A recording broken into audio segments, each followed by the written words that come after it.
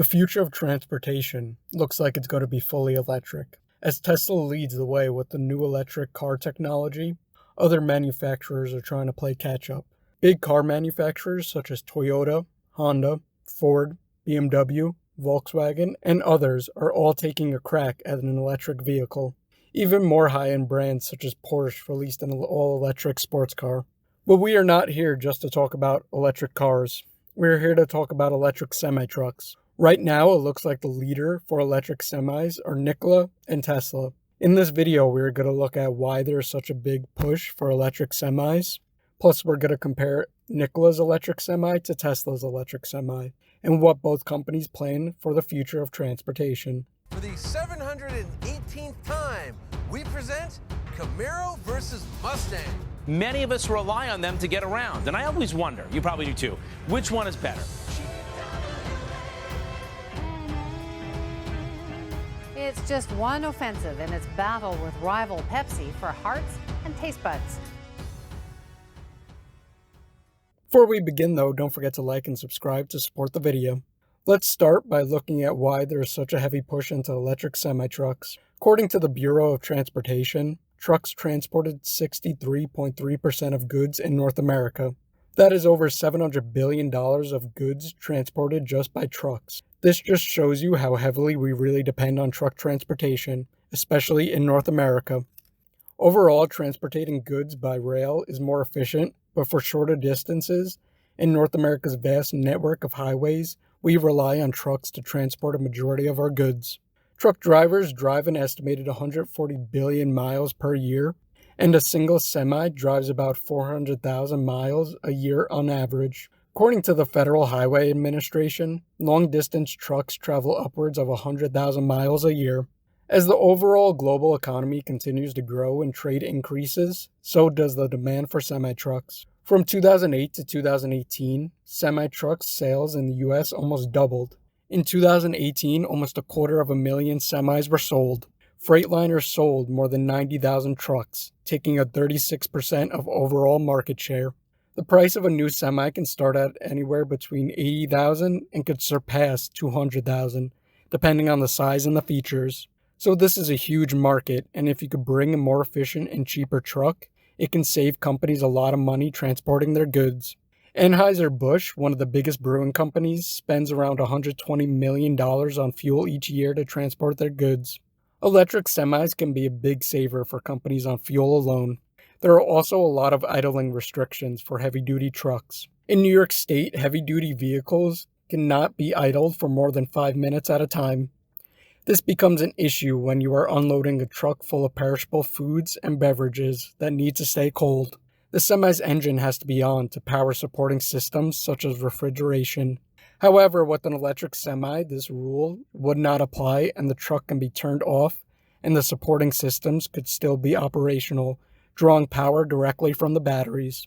Anheuser-Busch is so ready for electric semis, it has already pre-ordered 440 Tesla semis for short distances. They also partnered with Nikola to develop hydrogen-powered long-haul technology, so Anheuser-Busch is hedging its bets that one of these companies will have a good semi. So the market is there for an electric semi-truck. Now let's dive into what Nikola's semi-truck is offering. Nikola is looking at the electric semi differently than Tesla, and are choosing to use hydrogen fuel cells rather than the traditional electric power.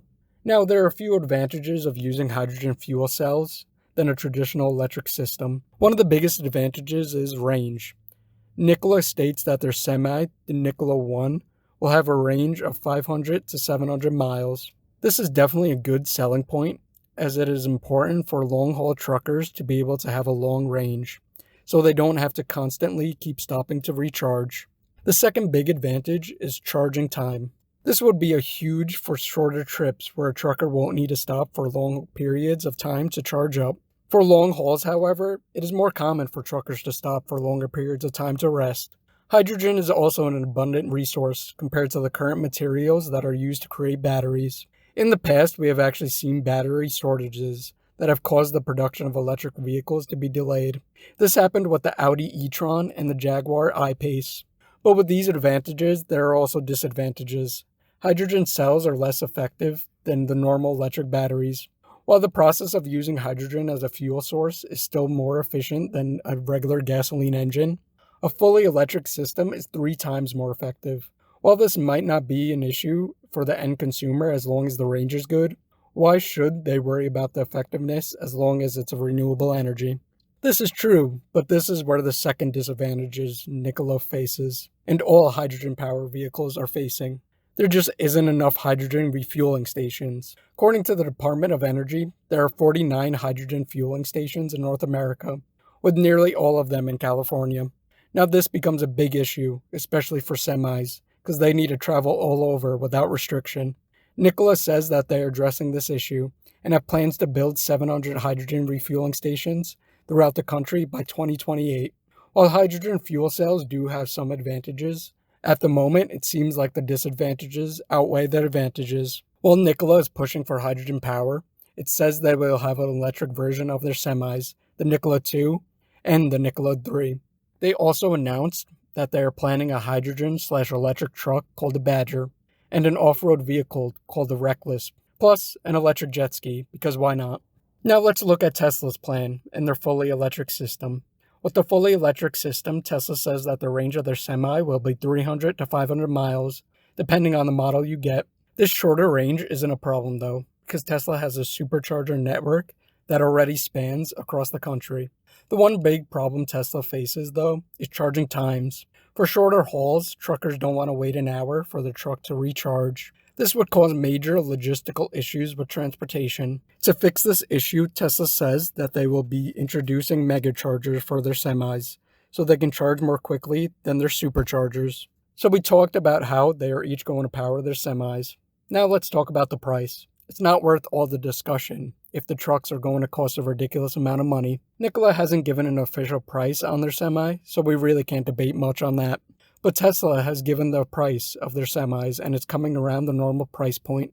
Tesla says their 300-mile range semi would cost around $150,000, while the 500-mile range would cost around $180,000. This might sound like a lot, but one of the most popular semis cost anywhere between $130,000 and $180,000. So Tesla is in line with their pricing. The overall designing of both semis looks similar, both having a futuristic look to them. They look so similar, in fact, that back in May 2018, Nikola started a lawsuit against Tesla, alleging that they infringed on Nikola's design patents, which included a wraparound windshield, cab shape, and utility on the side door. Tesla denied the allegations, and even went so far to ask the patent office to invalidate Nikola's side door patent, which was recently denied. Regardless, they do both look similar, but all trucks kind of look similar at the end of the day. Looking to the interior, we see a futuristic look to both semis. Both the Nikola One and Tesla Semi have gotten rid of the traditional instrument panel and have instead put touchscreens to take care of controlling the vehicle. One big difference, however, is the seating position. In the Nikola One, you have a traditional driver and passenger seating position with the center console. In the Tesla, they do it a little different, with the driver in the center seating position, similar to the McLaren F1. It has 2 touchscreens on the side of the steering wheel, but this does not mean that the Semi only has one seat. There is another seat diagonal to the right of the driver's seat. Both of these semis are similar, but it seems like Tesla actually has the means to mass produce their Semi, while Nikola still has a lot of work to do before making a viable product for mass consumers. Tesla also has the infrastructure already in place to maintain their Semi, from charging to maintenance, while Nikola does not. But who knows, they might surprise everyone and become the leader in electric semis. It seems electric semis and electric vehicles in general are the way of the future. As more and more competition heats up between automakers, we will soon see big leaps in battery and electric vehicle technology. The future of transportation is definitely one thing I'm looking forward to seeing. And with that being said, as always, thanks for watching, and if you enjoyed the video, like and subscribe to see more.